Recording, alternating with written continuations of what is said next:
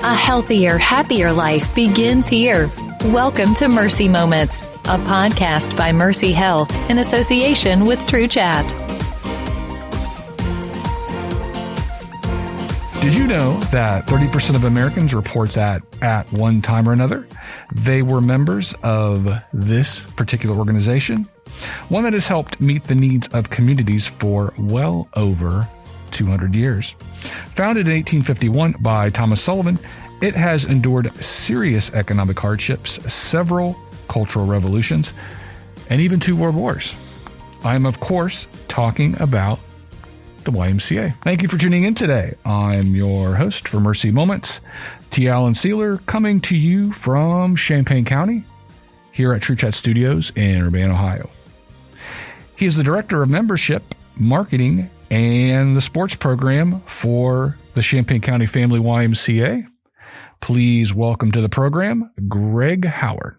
Greg, welcome. Thanks, Terry. She is the Director of Administration for the Champaign Family YMCA.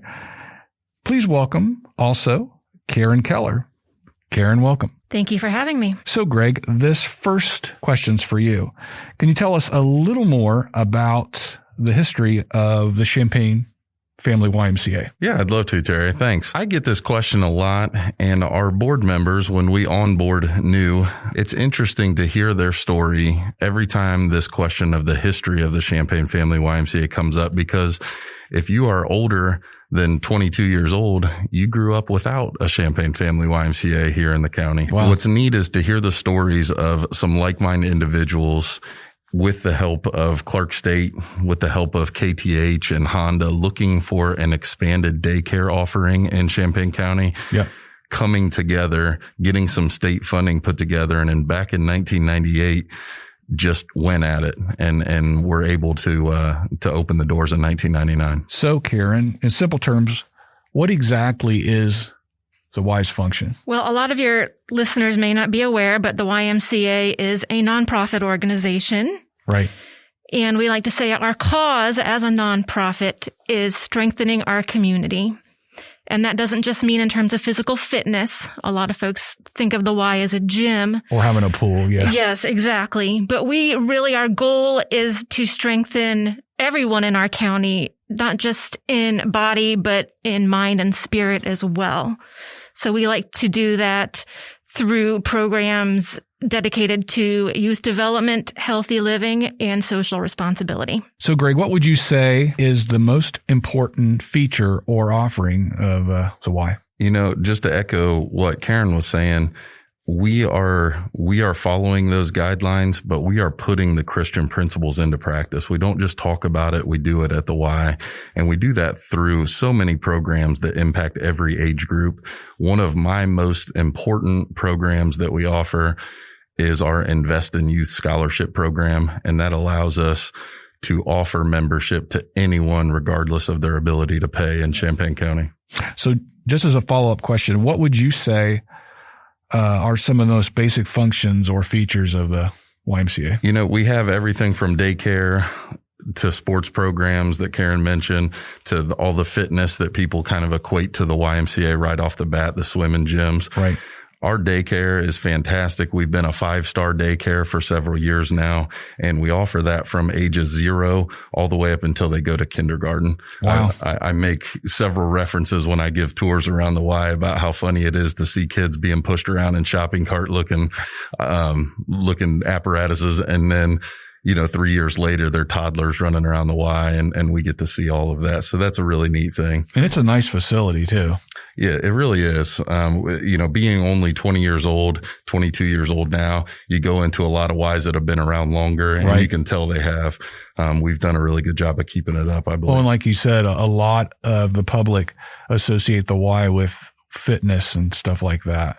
But there's a lot more to offer there. Yeah. What's nice is back in 2003, so only 4 years into this thing, we realized our fitness center was not big enough, and we were able to partner with Mercy and expand our fitness center, as well as another room back there that was originally for physical therapy. So Karen, how would you say that the Y's expanded its services to meet the needs of the community? We are fortunate to have good relationships with a lot of entities throughout the county, be it the school districts, be it local businesses, be it the government entities. Our child care center, as Greg said, we expanded that out to almost double the size back around 2013 to serve more children. We also are in the school districts here in the county. Every school district in the county, we have a before and after care program to serve children up to grade 6. This past fall, we partnered with the North Lewisburg Church to take over the Cardinal Corner Child Care Center there. And that is in another entire birth to 6th grade, basically, childcare program there. And then in the last couple of years, we have worked really closely with the city of Urbana, and they've reached out to us to assume management of the outdoor pool at Melvin Miller Park for them. And then we have also taken over management of the outdoor sports leagues for the city of Urbana. So baseball, softball, and soccer. So where do you hold most of that? That is all outdoors at the Melvin Miller at the city park in Urbana. Yeah, what a great space if you've never been out there. We were so fortunate. The city reached out to us about taking over some programming for them. And we have 12 fields that we can program at any given time. We've got huge soccer fields that the city works for and cuts grass and lines for us.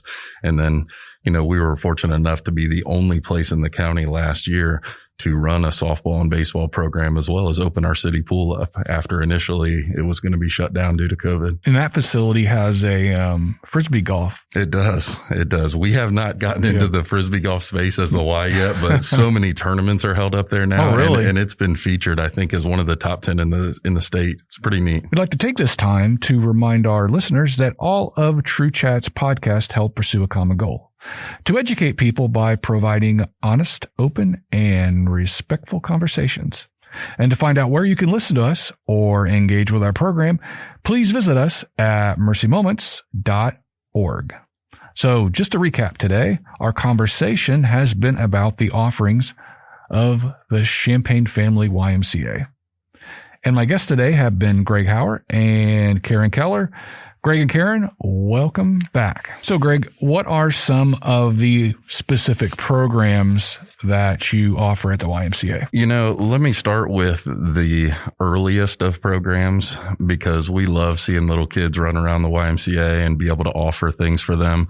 We have what used to be called a mommy and me class. I think we excluded dads for a short while there, and now we call it a skip class. But from 0 to 3 years old, we allow them to come in. It's an introduction to swim lessons, and it's just really neat to have that mom or that dad come into the pool with the child, and an instructor will show them how to begin that. So what age range do you usually get?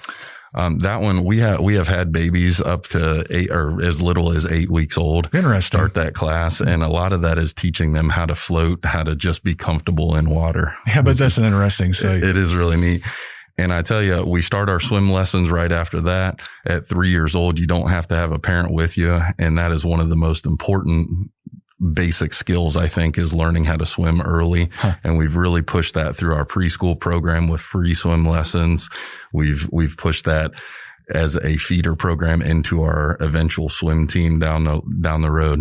Interesting. One of the next things that I love offering now, and we've done for about 3 or 4 years, is our biddy sports. And that is actually getting basketballs into little kids' hands at 3 years old, getting soccer balls on their feet, and teaching them the large motor skills, and just bringing them into a team environment where we have volunteer coaches walking them through drills, helping them out, and just having fun around other kids, getting comfortable with sports in general.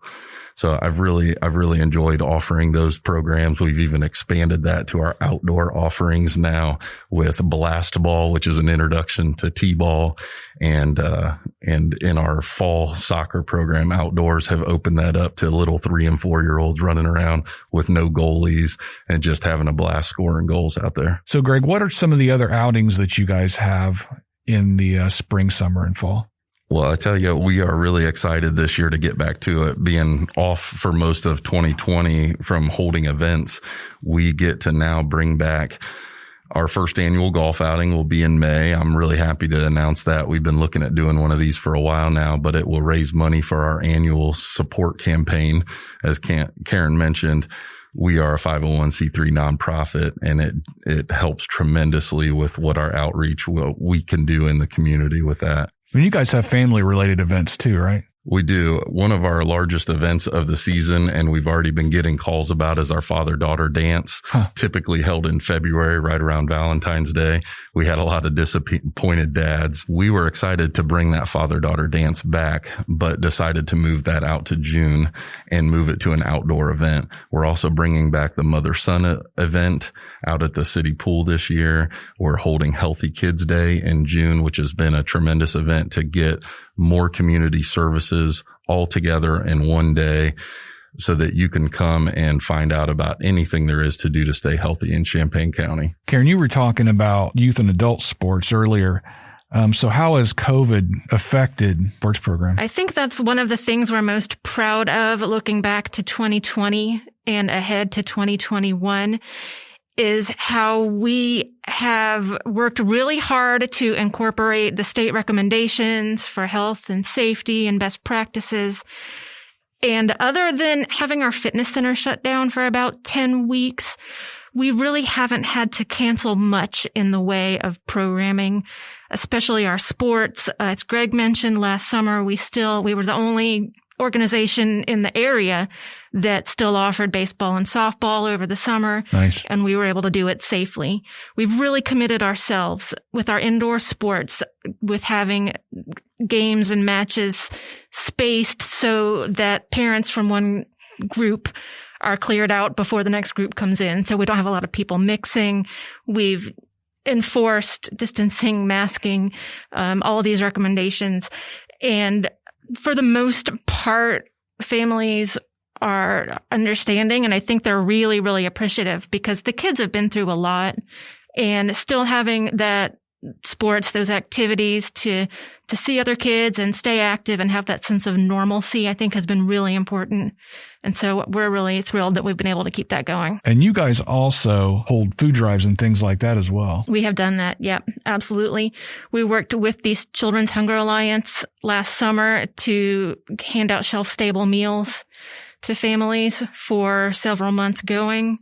We are a summer feeding site, so folks can come. And this has been pre-COVID. Folks can come out to the Y during the summertime and get a hot meal. We also, this fall, I believe, for summer past, worked with Sycamore House, and we did a diaper drive for families. And I don't know how many hundreds of diapers we were able to provide for them.